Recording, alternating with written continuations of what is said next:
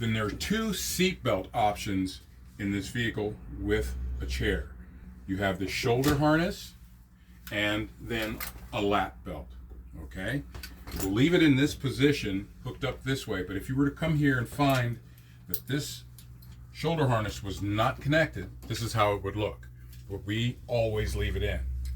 Male into female, and it locks in place. The client's sitting in their chair, which is now secure.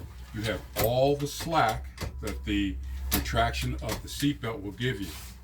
You would bring it around the client, and this is the shoulder harness. So the client's here, and it's going to come over their shoulder. It comes behind the chair, and if you remember on the Q strap, there are these little triangle mounting areas. And this is hook that's on the other end of the strap, hooks right on to that triangle. And then based on the client's size, just like a regular seat belt, you tighten it up. And you can also pull some slack out like a seat belt by pulling it back into the retractor. So with a client here, you now have a shoulder harness.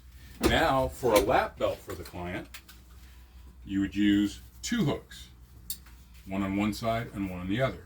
I usually hook the left or driver's side hook first on the Q strap, bringing it around the client.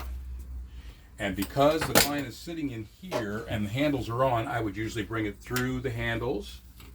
Now that's across the client's lap. And then we come down to this hook. If you need more slack, same opportunity here to take out the slack at this end.